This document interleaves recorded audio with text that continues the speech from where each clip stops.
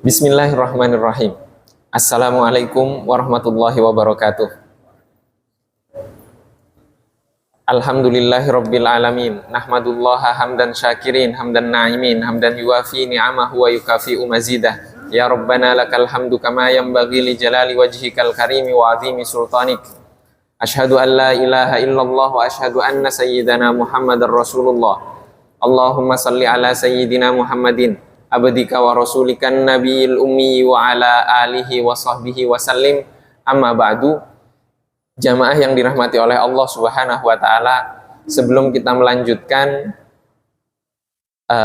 pembacaan dan juga pengkajian dari wasiat yang ditulis oleh Syekh Muhammad bin Siddiq Al-Ghumari, mari kita sama-sama membacakan Al-Fatihah. Kita khususkan untuk beliau dan juga yang menjelaskan wasiat ini, putra beliau Sayyid Abdul Aziz, dan juga kita khususkan untuk saudara-saudara kita yang berada di Palestina. Semoga Allah Subhanahu wa taala segera menurunkan pertolongannya kepada mereka dan menganugerahkan kesabaran bagi para mustadafin yang berada di sana, dan juga semoga Allah Subhanahu wa taala memberikan keistiqomahan kepada kita untuk berjalan di atas jalan ilmu dan semakin memperkenalkan kita kepada sosok Nabi Muhammad sallallahu alaihi wasallam, kita dan seluruh keluarga kita, ala hadhihi niyya wa bi kulli niyatin shalihah wa ila hadratin nabiyil mustafa sallallahu alaihi wa alihi wasallam. Al-Fatihah. A'udzu billahi minasyaitonir rajim. Bismillahirrahmanirrahim. Alhamdulillahirabbil alamin. Arrahmanir rahim. Maliki yaumiddin. Iyyaka na'budu wa iyyaka nasta'in. Ihdinas siratal mustaqim. Siratal ladzina an'amta 'alaihim ghairil maghdubi 'alaihim waladdallin. Amin. Jamaah yang dirahmati oleh Allah Subhanahu wa taala, pada kajian yang lalu kita telah membahas tentang amanah dan juga khianat dan bersabar, di mana wasiat di sini kita akan melanjutkan kepada tema yang selanjutnya, yaitu tidak membebani orang lain, di buku terjemahan di halaman 81. Syekh Muhammad bin Siddiq radhiyallahu taala anhu berkata, qalilal ma'unati, aku pun berwasiat agar sedikit meminta bantuan dari orang lain. Jadi tidak sering meminta bantuan dari orang lain. Sayyid Abdul Aziz berkata, dengan begitu engkau menjadi seorang mukmin yang sempurna imannya, seorang sufi yang konsisten kehendaknya, sebagaimana Nabi Muhammad sallallahu alaihi wasallam bersabda, al mu'minu yasirul ma'unati, seorang mukmin itu sedikit meminta bantuan orang lain. Hadis riwayat Abu Nuaim dalam Al-Hilyah dan juga Al-Imam Al-Baihaqi dalam Asy-Syu'ab dari Sayyidina Abu Hurairah radhiyallahu taala anhu, yaitu tidak membebani saudaranya dengan perkara yang memberatkannya, hingga akhirnya dengan beban tersebut menjadi sebab terputusnya rasa kasih. Sebagaimana dikatakan, barang siapa yang tidak membebani orang, maka langgeng ikatan kasih dan sayang mereka. Maka dari itu telah disebutkan dalam sebuah hadis, ala wa inni bari'um minat takallufi ana wa salihu ummati, ketahuilah aku terbebas dari pembebanan, aku dan umatku yang soleh. Hadis riwayat Al-Imam Ad-Daruqutni. Tidak meminta bantuan orang lain dan meninggalkan pembebanan termasuk akhlak yang penting bagi ahli tarekat. Sebagaimana perkataan mereka, seorang sufi tidak membebani dan terbebani. Jamaah yang dirahmati oleh Allah Subhanahu wa taala, di sini dijelaskan bahwa di dalam hadis seorang mukmin itu sedikit meminta bantuan orang lain. Artinya tidak menumpukan permasalahannya kepada orang lain. Kenapa? Karena di sini dijelaskan bahwa ketika kita sering meminta bantuan kepada orang lain dan membebani orang lain, itu akan menjadi sebab dari kurangnya kasih sayang atau terputusnya kasih sayang. Coba sekarang berapa banyak hanya karena masalah saling menolong, ya kan, meminta bantuan, hutang piutang, itu memutus tali persaudaraan, memutus tali kasih sayang. Memutus tali kasih sayang. Karena apa? Karena tidak tertanam dalam diri seorang mukmin untuk tidak membebani orang lain. Untuk tidak membebani orang lain. Maka ketika Allah Subhanahu wa taala menutupi kekurangan kita, jangan dibongkar kepada orang lain. Menutupi ketidakmampuan kita, orang melihat kita mampu, sudah alhamdulillah saja. Alhamdulillah. Mengira kita di luar dari ekspektasi atau fakta yang kita alami, ya sudah kita aminkan saja. Semoga Allah mengabulkan hal tersebut.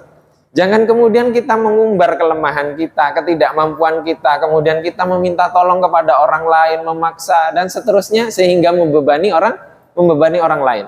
Karena membebani tersebut akan memutus tali kasih sayang dan persaudaraan. Maka Rasulullah Shallallahu Alaihi Wasallam di sini menekankan, ketahuilah, aku terbebas dari pembebanan. Jadi Rasulullah tidak suka membebani, tidak pernah membebani orang lain. Aku dan umatku yang soleh. Artinya yang tidak banyak membebani orang lain itu adalah Rasulullah dan umat-umatnya yang soleh. Maka tidak meminta bantuan orang lain dan meninggalkan pembebanan termasuk akhlak yang penting bagi orang yang ingin berjalan menuju Allah Subhanahu wa ta'ala. Dan ini ada keterkaitan dengan wasiat yang setelah ini. Ya. Ada keterkaitan dengan wasiat yang selanjutnya, yaitu di wasiat yang selanjutnya melayani kemaslahatan kaum muslim atau umat Islam. Syekh Muhammad bin Siddiq radhiyallahu taala anhu berkata, kathirul ma'unati, aku pun berwasiat agar banyak menolong. Yang pertama tadi tidak banyak minta pertolongan. Yang kedua, yang selanjutnya agar banyak menolong. Perbedaannya hanya ain dan hamzah. Ya, hanya ain dan hamzah. Seperti yang viral dekat-dekat baru-baru ini itu al-qari'ah. Dengan ain dikiranya al-qari'ah dengan hamzah. Ini yang pertama, al-ma'unah dengan hamzah. Ya, qalilal ma'unati, sedikit meminta pertolongan. Yang kedua, kathirul ma'unati dengan ain, artinya banyak menolong. Satunya ma'unah meminta pertolongan, ma'unah memberi pertolongan. Nah, wasiat yang kedua agar banyak menolong. Sayyid Abdul Aziz menjelaskan, sepatutnya bagi seorang murid untuk banyak menolong dan melayani kemaslahatan kaum muslimin, menopang kebutuhan mereka dengan semaksimal mungkin. Sebab termasuk akhlak seorang sufi adalah memuliakan sesamanya, baik secara moral maupun material. Sebagaimana Imam Abu Madyan Al-Ghaus radhiyallahu taala anhu berkata, dengan memuliakan sesamamu, muliakanlah selamanya, baik moral maupun material, dan tutuplah pandangan jika ada kejelekannya. Syekh Ibnu Ailan dalam sebuah kitab menjelaskan qasidah tersebut dan berkata, muliakanlah mereka, yaitu sesama ikhwanmu, wahai seorang salik seorang murid, dan berbuat baiklah selamanya. Adapun secara materi dengan hartamu, sedangkan secara moral dengan jiwa dan ragamu. Dan janganlah pelit terhadap sesuatu yang kau bisa berikan padanya, karena kedermawanan adalah inti dari tarekat. Siapa yang menerapkan akhlak tersebut, maka telah lenyap dalam hatinya segala penghalang. Sayyid Abdul Aziz berkata, berkaitan dengan ini, Syekh Muhammad bin Siddiq radhiyallahu taala anhu berkata, kunjungilah mereka dan jangan engkau bosan, dan layanilah, jangan engkau khawatir, dan bantulah nafkah mereka dari apa yang kau miliki, dan jangan merasa rugi. Dengan begitu engkau akan meraih tingkatan ketidakbutuhanmu terhadap makhluk di dunia dan akhirat. Seperti itulah keadaan beliau radhiyallahu taala anhu, yang pantang menyerah dan tidak menyia-nyiakan kesempatan untuk melayani sesamanya, memberikan infak kepada mereka, menyajikan sandang dan pangan kepada yang muda dan tua, serta menopang kebutuhan hajat yang diperlukan mereka dan keluarganya. Tentu berita ini terlalu asing dan aneh, terlebih di zaman sekarang ini. Dan saat beliau telah wafat, banyak sekali hutang yang beliau tinggalkan. Maksudnya yang menulis wasiat ini, banyak hutang yang beliau tinggalkan karena seringnya membantu kaum muslimin dan mengulurkan tangannya untuk membantu orang yang datang meminta, memerlukan bantuan atau memohon pertolongan terhadap suatu perkara yang menimpa. Semoga Allah Subhanahu wa taala meridhoi dan memuliakan beliau dengan keridhoannya. Sifat memuliakan merupakan pokok yang agung dalam pondasi tarekat, bahkan termasuk pokok dari agama Islam yang diajarkan melalui Al-Quran dan Sunnah dan banyak ditinggalkan manusia pada umumnya. Imam Abul Qasim Al-Qushairi rahimahullahu ta'ala sendiri telah membuat pembahasan khusus tentang sifat tersebut dalam kitab Ar-Risalahnya. Begitu juga Syekhul Akbar Ibnu Arabi telah membahasnya secara memukau dalam Al-Futuhat Al-Makkiyah dan menempatkan dalam suatu bab khusus dalam asal kesemua itu adalah dari Al-Quran dan Sunnah, sebagaimana firman Allah Subhanahu wa ta'ala berikut, wa ta'awanu 'alal birri wat taqwa, dan tolong menolonglah kamu dalam mengerjakan kebaikan dan takwa. Al-Quran surat Al-Maidah ayat 2. Dan sabda Rasulullah sallallahu alaihi wasallam, wallahu fi aunil abdi makanal abdu fi auni akhihi. Allah akan selalu menolong hambanya selama hamba tersebut menolong saudaranya sesama muslim. Hadis riwayat Imam Muslim, Imam Abu Daud, Imam Tirmidzi dan Imam An-Nasai.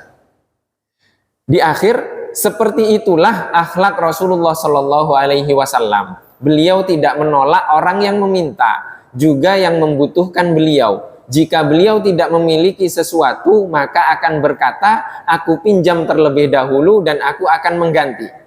Dalam akhlak Nabi, dalam kitab yang berjudul Akhlak Rasulullah Sallallahu Alaihi Wasallam, Imam Abu Syekh rahimahullahu taala meriwayatkan dari Sayyidah Asma binti Abi Bakar radhiyallahu taala anha, ia berkata, Sayyiduna Abu Bakar radhiyallahu taala anhu mendengarkan ungkapan Labid radhiyallahu taala anhu, saudaraku, apapun yang aku minta selalu kau beri, dan terhadap setiap dosa kesalahan engkau selalu ampuni.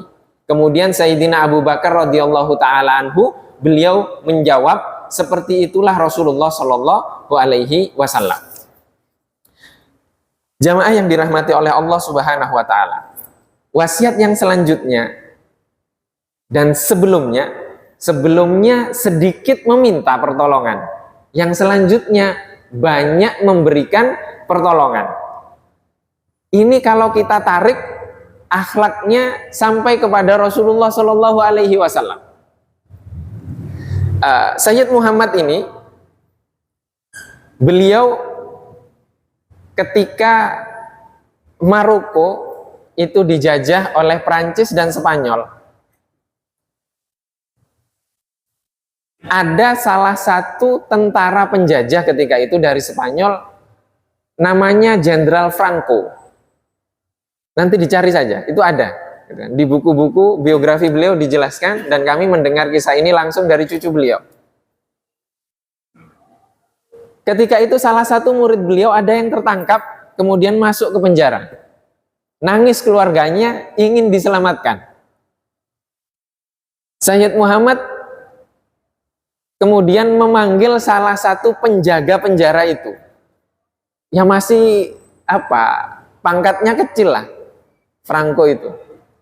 Kemudian Sayyid Muhammad minta tolong kepada orang ini, kamu kalau menolong saya membebaskan orang tersebut, buka pintunya, biarkan dia jalan, biarkan dia keluar, kamu akan menjadi orang besar nanti. Kamu akan menjadi orang besar. Setelah itu dilakukan, karena memang Sayyid Muhammad ketika itu menjadi apa ya, seperti kalau di Indonesia itu seperti Wali Songo, seperti Kiai Haji Ahmad Dahlan, seperti Kiai Haji Hasyim Asy'ari, seperti itulah di Maroko. Beliau dibebaskanlah sang murid yang berjuang tertangkap tersebut. Beberapa tahun kemudian, tentara tadi itu menjadi jenderal besar di Spanyol dan menjadi pemimpin Spanyol. Menjadi pemimpin Spanyol. Dan ketika itu jenderal ini ingat kepada Sayyid Muhammad. Dia kembali ke Maroko dan mendatangi rumah Sayyid Muhammad. Ketika didatangi, Sayyid Muhammad sudah wafat. Tinggal putra beliau, namanya Sayyid Ahmad. Sayyid Ahmad ini pakar hadis dan pakar ulama besar di sana.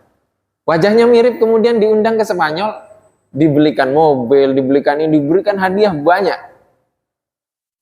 Sekembali dari Spanyol, semua hadiahnya itu dijual. Setelah dijual, dibangunkan masjid. Dan masjid itulah tempat majelis itu. Sehingga besar majelisnya dan masjidnya sampai sekarang. Maka kami kalau ke daerah namanya Tanjir itu Spanyolnya nampak, itu di sana kalau kamu tinggal di mana? Saya tinggal di Zawiyah Siddiqiyah. Itu polisi-polisi nggak akan ada yang menangkap kita. Kenapa? Karena sudah tahu kita muridnya beliau. Seperti itu. Jadi itulah perjuangan para ulama ketika mendapatkan dunia, dia tidak gunakan untuk dirinya, tapi dia gunakan untuk umat. Bahkan dalam sebuah perjalanan, ketika kami mengunjungi Maroko, bertemu dengan cucu beliau, Sayyid Abdul Mun'im, itu yang mengantar kami kemana-mana ya beliau dengan mobil beliau. Kemudian kami berdiskusi banyak tentang mursyid, tentang bagaimana seorang yang dijadikan rujukan bagi umat. Beliau mengatakan seorang mursyid itu salah satu syaratnya, dia harus bisa memberikan makanan untuk ribuan orang gratis. Siapa yang bisa kalau seperti itu? Tidak ada yang bisa kecuali masa kampanye. Apa yang kampanye itu mursyid? Bukan. Bukan, kan syarat itu saja sudah sulit, apalagi sudah masalah tentang keilmuan dan mengorbankan untuk apa? Untuk umat. Dan itu contoh-contoh seperti ini itu ada dalam diri para ulama, rata-rata seperti itu. Rata-rata seperti itu. Di sini dikatakan bahwa kalau nanti dia berkorban, maka itulah jalan untuk mengangkat derajat dia. Derajat dia di mana? Di sisi Allah. Di sisi Allah Subhanahu wa Ta'ala. Coba kita bayangkan Rasulullah Shallallahu Alaihi Wasallam ketika diperintahkan oleh Allah Subhanahu wa Ta'ala untuk hijrah. Ini kita lari kepada flashback ke sejarah. Rasulullah diperintahkan untuk hijrah. Dan Rasulullah yang hijrah terakhir. Sahabat semuanya sudah hijrah ke Madinah. Itu sahabat bawa apa? Harta-hartanya dibawa? Tidak, aset-asetnya semuanya di Makkah. Harta-hartanya semuanya di Makkah. Pindah ke Madinah, tidak memiliki tempat tinggal, tidak memiliki modal, tidak memiliki aset. Kalau sekarang kita di Indonesia bisa punya aset di Singapura, kalau dulu tidak ada. Sehingga tangan kosong ke Makkah. Tangan kosong ke Mekah inilah para sahabat pindah dari Mekah yang itu kota perdagangan, pindah ke Madinah, kota pertanian dan perkebunan. Apa bisa? Kalaupun bisa berdagang, tidak ada modalnya. Maka Rasulullah di awal mempersaudarakan antara sahabat Ansor dan sahabat Muhajirin. Sahabat Ansor dan sahabat Muhajirin dipersaudarakan, bahkan di awal saling mewarisi. Kemudian dihapus syariat itu. Ini maksudnya apa? Maksudnya agar Yang miskin-miskin dari para muhajirin karena nggak punya aset, tidak punya modal, itu akhirnya diberikan modal. Setelah kaya, mereka akan membantu yang miskin. Itu saling membantu. Maka kemudian ada yang namanya Ashabus Suffah. Kiblat di Madinah itu asalnya menghadap ke Baitul Maqdis di Palestina. Kemudian berbalik ke Ka'bah. Sehingga mihrab yang di belakang itu dijadikan tempat tinggal yang cukup untuk 60-80 orang. Karena Rasulullah pernah membuat walimah di tempat itu. Sahabat-sahabat yang fakir, miskin, jomblo, nggak punya tempat tinggal, tinggalnya di sana. Tinggalnya di sana. Maka disebut dengan Ashabus Suffah. Para penghuni Suffah. Itu ada tempatnya di ya dekat dengan Raudhah. Kalau dicari saja di YouTube atau di internet itu ada. Lokasi Suffah itu, tempat Suffah itu di mana?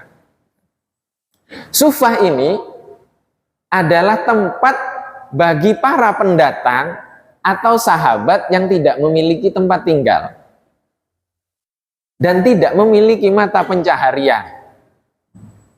Jadi kehidupan mereka utuh untuk belajar dari Rasulullah dan mengikuti Rasulullah kemanapun. Jadi kerjaan mereka hanya belajar, beribadah, dan jihad. 3 ini tugas mereka. Pimpinannya siapa? Pimpinannya Abu Hurairah namanya. Dia kan datang, Abu Hurairah. Datang ke Madinah, tangan kosong. Tidak punya apa-apa. Bahkan dikisahkan bahwa Ashabus Suffah ini, kalau musim dingin, untuk nutupi kakinya saja nggak bisa. Mereka nggak punya selimut, nggak punya mantel. Untuk menutupi kedinginan.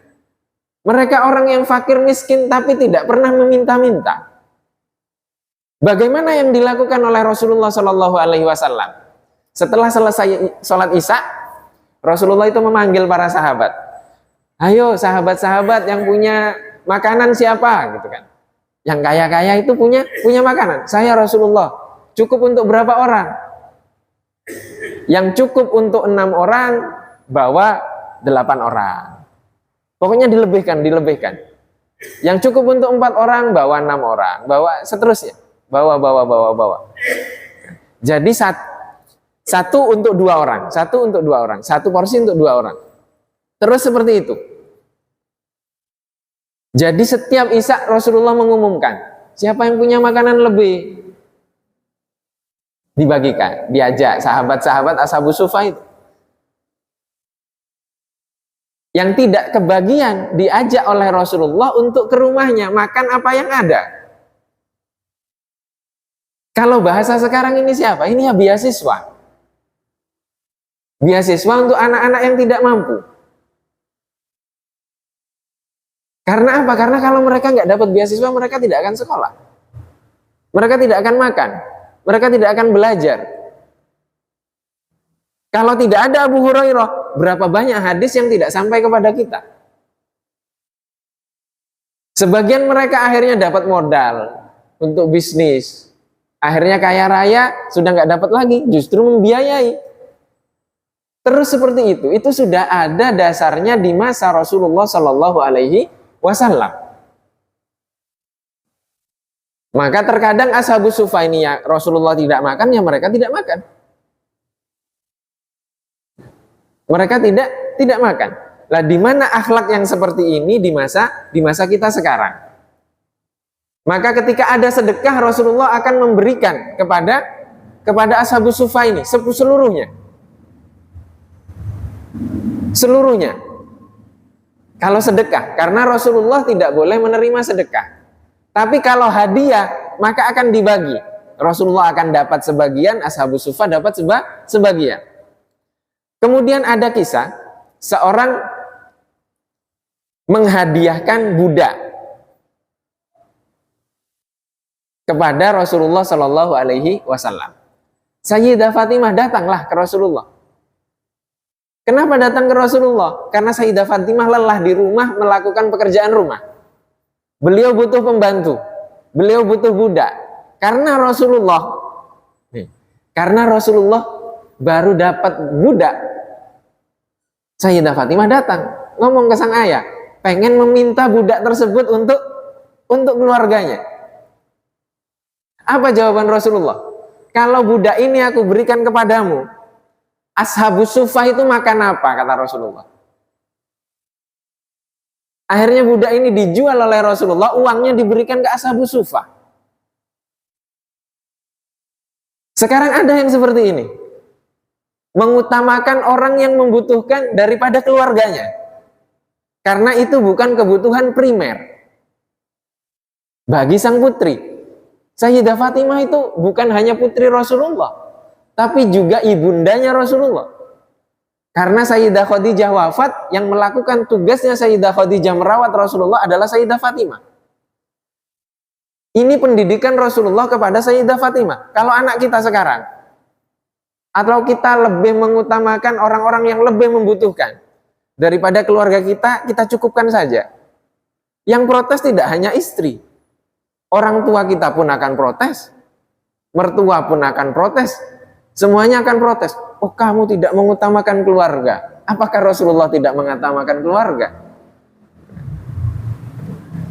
Ini contoh yang dicontohkan oleh Rasulullah Shallallahu Alaihi Wasallam bagaimana berjuang membangun masyarakat, membangun umat, yaitu dengan banyak berkorban, banyak memberikan pertolongan kepada yang membutuhkan.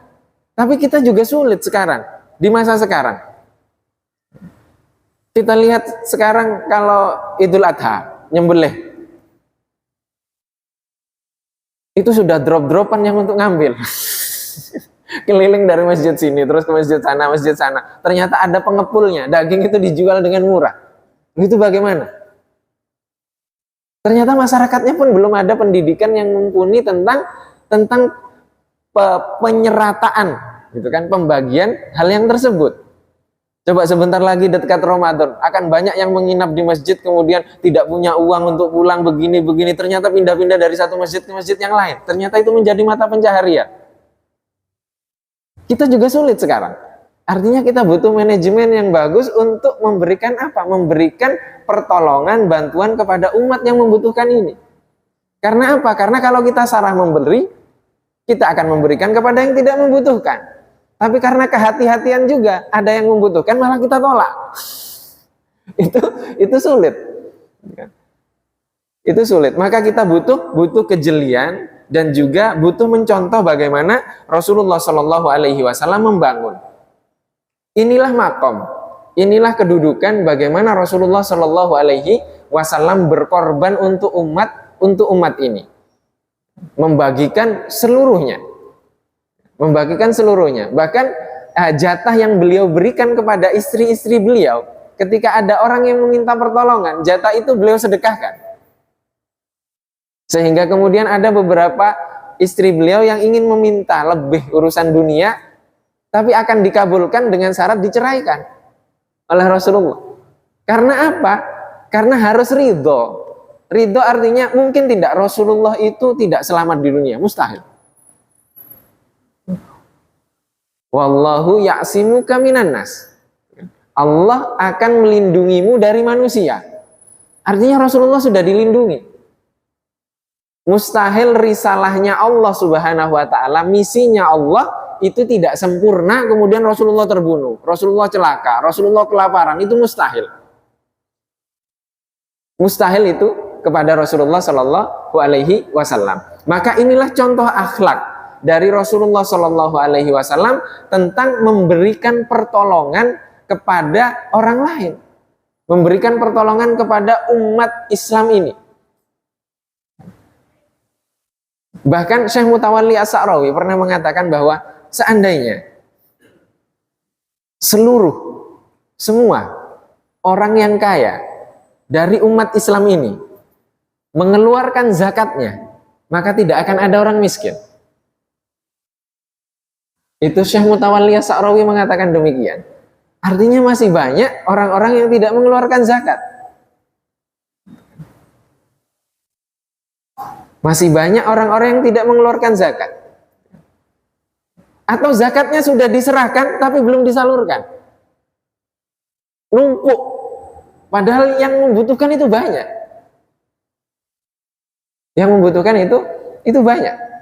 Maka zakat itu harus segera disalurkan. Harus segera disalurkan.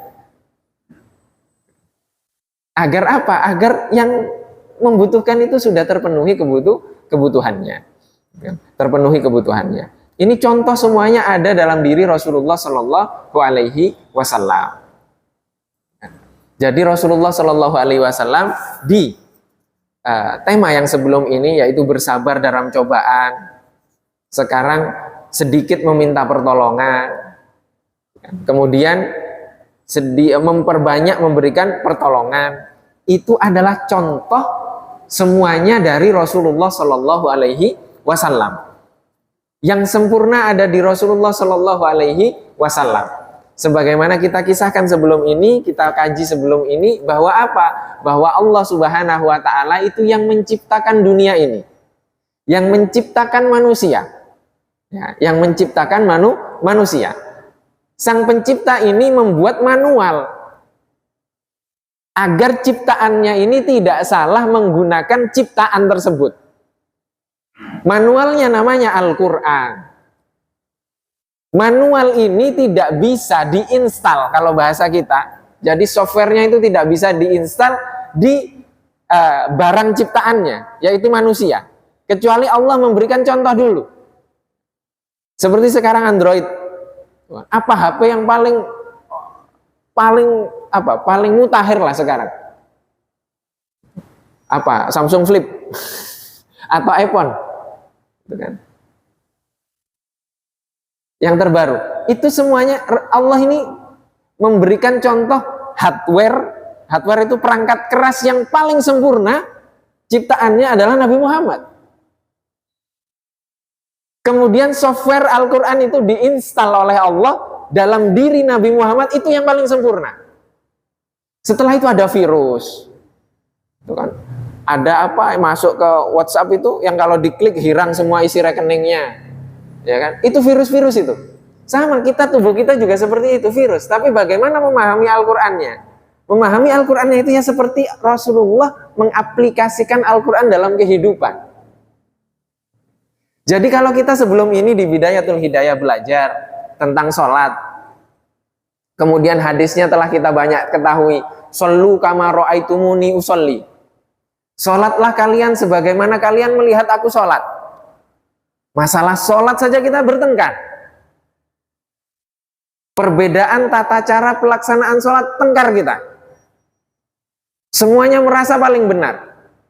Padahal Rasulullah mensabdakan, lihatlah, sholatlah kalian sebagaimana aku sholat.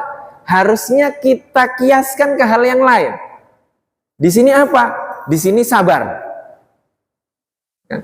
Sabar terhadap cobaan yang berat. Artinya Rasulullah dari hadis tadi seakan-akan sudah mengatakan, bersabarlah kalian sebagaimana aku bersabar. Khianat. Menjauh dari sifat khianat. Rasulullah mengatakan, jauhilah khianat sebagaimana aku menjauhi khianat. Amanah sebelum ini. Laksanakanlah amanah sebagaimana kalian melihat aku melaksanakan amanah. Terus seperti itu dalam kehidupan kita. Tawakal, menolong. Menolonglah kalian sebagaimana aku menolong. Kemudian, apa lagi? Tidak membebani orang.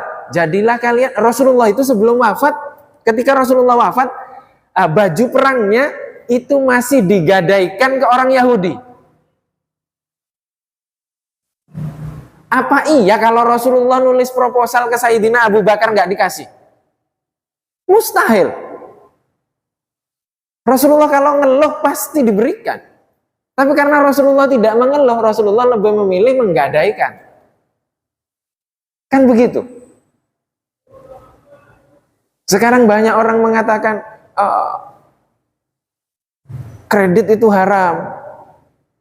Terus pinjam modal ke bank itu haram. Memang ada sekarang muslim, orang muslim kaya raya dipinjemi uangnya untuk modal nggak tanpa bunga? Ada tidak? Tidak ada. Yang bisa memberikan pinjaman cuma bank sekarang. Di mana sekarang kita dari itu? Kalau dipinjami juga sekarang nagihnya lebih sulit daripada minjemkannya. Kayaknya yang nagih itu yang dosanya besar gitu. Padahal dia punya amanah untuk mengembalikan itu. Sekarang sudah kebolak-balik. Kita mau berbuat juga salah, menolong juga salah, tidak ditolong juga salah. Maka sekarang kita di mana dari akhlak-akhlak Rasulullah Shallallahu Alaihi Wasallam ini? Maka kita jangan terlalu yang zahir itu benar, itu butuh kita perhatikan. Tapi yang batin juga butuh lebih perhatian tentang akhlak-akhlak yang telah kita kaji pada kesempatan kali ini. Di mana kita dari orang-orang yang membutuhkan tersebut. Dan seberapa kita sekarang banyak mengeluh kepada orang, tidak mengeluh kepada Allah Subhanahu wa Ta'ala. Maka tema kita yang telah kita kaji pada kesempatan kali ini adalah tidak banyak membebani orang dan banyak memperbanyak melayani atau melayani kemaslahatan umat.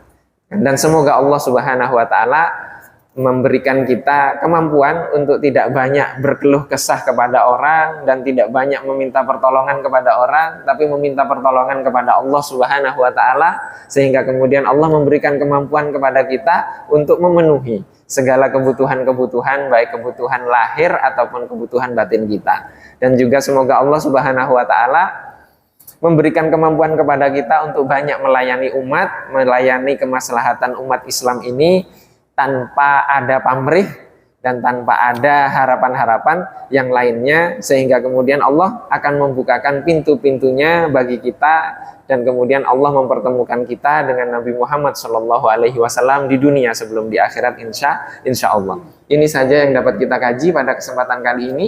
Masih ada waktu kurang lebih 8 menit. Jika mungkin ada yang ingin didiskusikan atau ada yang ingin ditanyakan, dipersilahkan.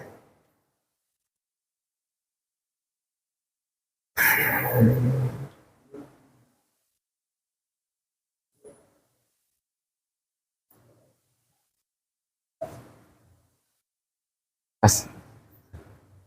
Tidak ada. Jika tidak ada, saya tutup.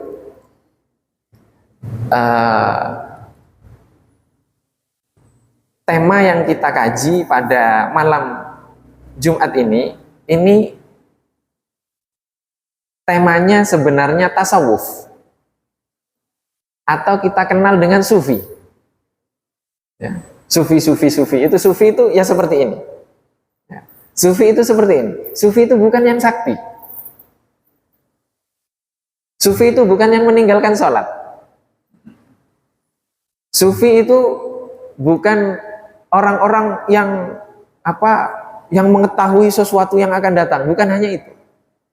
Sufi itu bagaimana menerapkan apa yang telah diterapkan Rasulullah Shallallahu Alaihi Wasallam dalam kehidupannya, baik secara lahir artinya syariat ataupun secara batin artinya akhlak.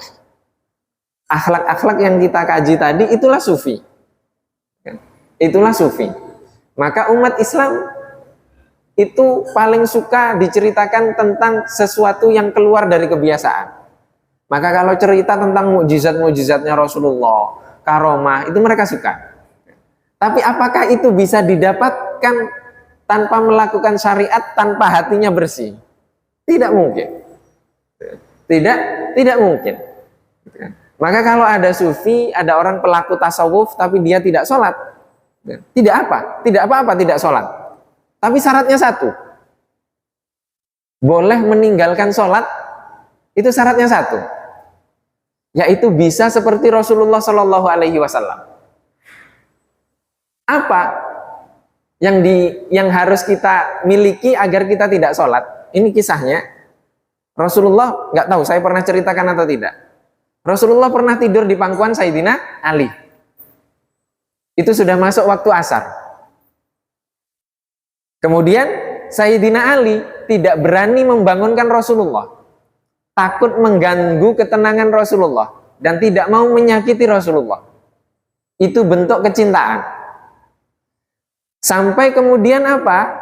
Sampai kemudian datang waktu maghrib. Sayyidina Ali belum sholat asar. Rasulullah bangun. Tanya ke Sayyidina Ali, sudah sholat asar? Belum Rasulullah. Kau belum sholat asar, ini sudah maghrib. Akhirnya Rasulullah mengangkat tangannya, ya Allah, ini Ali mencintai Rasulmu. Maka kembalikan matahari ke waktu asar. Akhirnya mataharinya mundur. Nah, kalau ada yang bisa memundurkan matahari, silahkan tinggalkan sholat. Setelah matahari itu mundur, jadi sudah masuk waktu maghrib, mundur mataharinya. Masuk ke waktu asar lagi.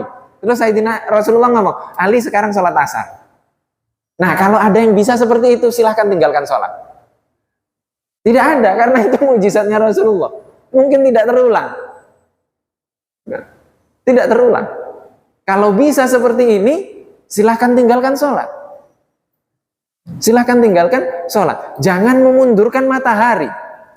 Kita mengakuisisi sahamnya matahari saja tidak bisa. Kita bisanya baru belanja di matahari kan? Apalagi matahari yang sebenarnya kita mundurkan, tidak mungkin. Mustahil. Maka kalau ada sufi yang nggak sholat, tanya, bisa mundurkan matahari ya? Gitu. Kalau tidak bisa, jangan percaya dia sufi. Karena meninggalkan sholat. Jadi ini mukjizatnya Rasulullah. Dan banyak kisah-kisah seperti itu. Nah, orang Indonesia suka yang begini-begini. Bisa kemana? Gitu. Oh, sholatnya di Makkah. Wah, begitu-begitu itu susah, suka. Saya bukan nggak sholat, saya sholatnya di Makkah, padahal perbedaan waktu jauh. Itu sulit. Karena apa? Karena sufi itu ya seperti ini. Sufi itu menerapkan akhlak-akhlaknya Rasulullah Shallallahu Alaihi Wasallam. Tapi bukan berarti kita mengingkari hal-hal yang seperti tadi. Itu mungkin terjadi, tapi kepada siapa? Kepada orang yang meninggalkan sholat, mustahil. Karena tidak mungkin hal-hal seperti itu terjadi kecuali kepada orang yang sudah mirip dengan Rasulullah Shallallahu Alaihi Wasallam, baik secara lahir ataupun secara batin. Ataupun secara batin itu bisa terjadi, bisa dianugerahkan oleh Allah Subhanahu wa Ta'ala.